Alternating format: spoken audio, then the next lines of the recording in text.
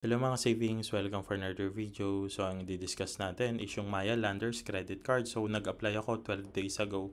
So today na-approve na siya, na-process ko na rin siya at yung journey natin sa pag-apply at sa pag-aantay. So kung interested ka sa ganito content, this video is for you. So iba-iba yung experience ng mga user, depositor, nag-apply ng Maya Landers credit card. So yung iba na-approve agad, yung iba naman hindi na-approve or yung iba waiting pa.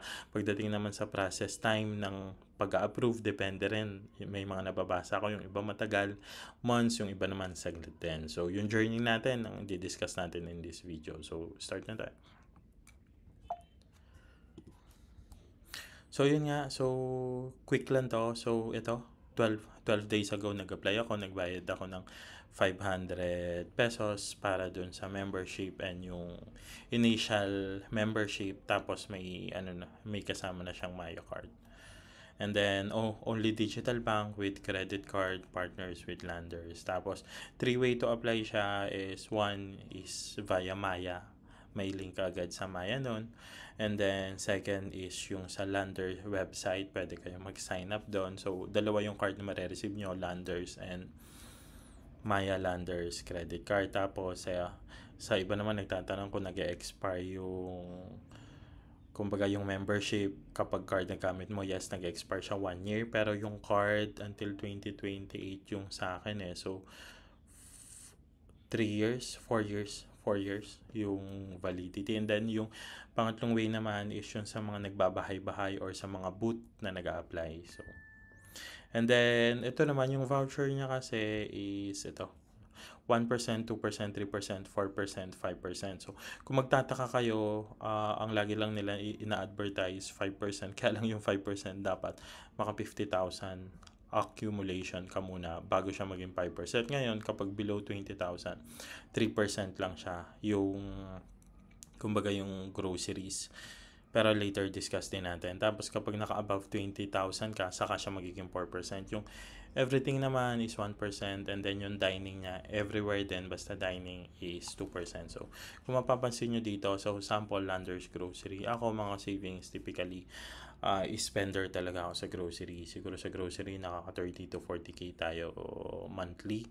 So, yung credit card bill natin naman is 50 to 70 monthly. So, dito lang, sinample lang natin dito, Landers Grocery, 16,000. So, kung 16,000, ang 5% dapat noon is 800. So, pero dito is almost 500 lang siya. So, kasi nga, below 20k siya. So, yun, 3% lang talaga siya. Pero kapag halimbawa, marami naman kayo sasabay or spender kayo, saka siya magiging 5%. So, yun lang ang dapat i-ano dito. Kumbaga, i-pinpoint. So, 3% lang talaga mas tumataas yung gastos nyo. Saka mas lalo lang siya lumalaki.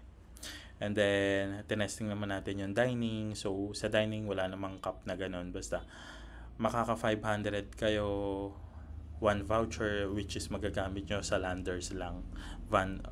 Landers voucher is kailangan maka 25k kayo. Pero minsan naman mamimix-mix mo yan Pero pinakita ko lang sa inyo dito, para makakuha ng one voucher ng Landers, kailangan maka 16,000 kayo. 16,800. Ngayon sa dining naman, kailangan nyo maka 25,000, which is 2%. So 1% naman na retail, kailangan nyo maka 50,000 para maka one voucher na card. And then, yun nga. Tapos, ito pala yung mga following transaction na hindi qualified yung cashback. So, ayan, check nyo na lang mga savings. Ito, supermarket sa ibang groceries, hindi siya valid to earn cashback. And then, ito nga, nakareceive ako ng approval na-approve na yung card natin. So, 1 hour ago. And then, after noon, ito yung mga reminder nila.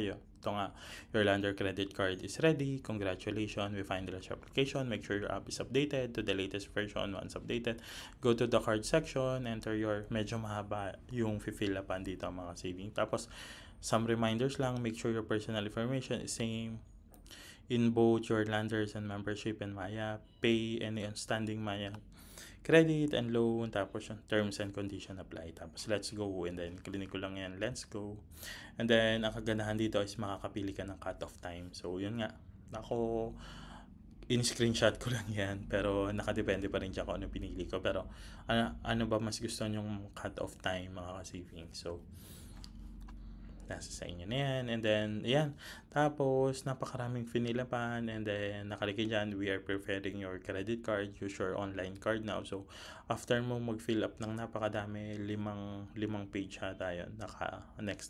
So, pwede mo na magamit yung virtual card mo. And then, yung delivery naman ng card mo, 4 to 10 days. Tapos, activate your card. Tapos, ito yung mga magagandang feature ng card. So, yan nga yung credit limit natin. Ang binigay sa atin ni Maya is 450k. So, dito naman, iba-iba siguro yung pagtingin natin dito sa credit limit na to. Sa iba, malaki na. Sa iba naman, maliit pa yan. So, depende na lang sa inyo mga savings kung anong perception nyo dyan sa credit limit na binigay sa akin ni Maya.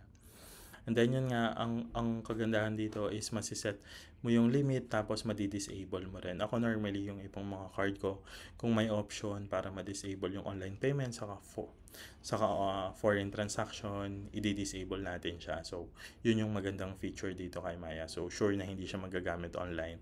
So, since online naman si Maya, napakadaling ma-access, i-active nyo na lang or i-on nyo kapag time na gagamitin nyo na. And then, masiset mo rin yung daily spending limit, foreign transaction, online payments, saka contactless transaction. So, yun nga, gamitin mo na lang, baguhin mo na lang, napakadali, ilang click lang kapag gagamitin nyo para safe. Tapos, siguro mga iba maraming cards, so normally hindi talaga nila ginagamit yan. So, yun. So, ito nga. So, once na makuha nyo na yung card nyo, so, got your card, activate nyo lang. Tapos, nakalagay din dito yung payment due, tapos, get cash at the ATM. So, meron din siyang cash advance features. So, yun. So, yun yung journey natin dito sa pag-apply ng Maya Landers credit card. So, nung una, ang tingin ko is, sabi ko, parang gumastos lang ako ng 500 pesos dito kasi normally nga sample lang kasi yung sa BPI, so nakakuha tayo ng 20,000 na cashback na nag-apply tayo ng credit card. So karamihan talaga ng credit card kapag kukuha ka, i-make sure mo na meron siyang sign-in bonus or sign-in, basta kahit anong sign-in incentive. Sample yung sa BPI nga 20k, so ang laki nun. So dito magbabayad kang 500 para makakuha ng credit card, pero ang kagandahan rin naman dito, so no annual fee siya, tapos may cashback. So yun lang in this video. So, kung nag-enjoy ka sa video na to, I hope you like, comment, and subscribe. Please like, comment, and subscribe. Thank you.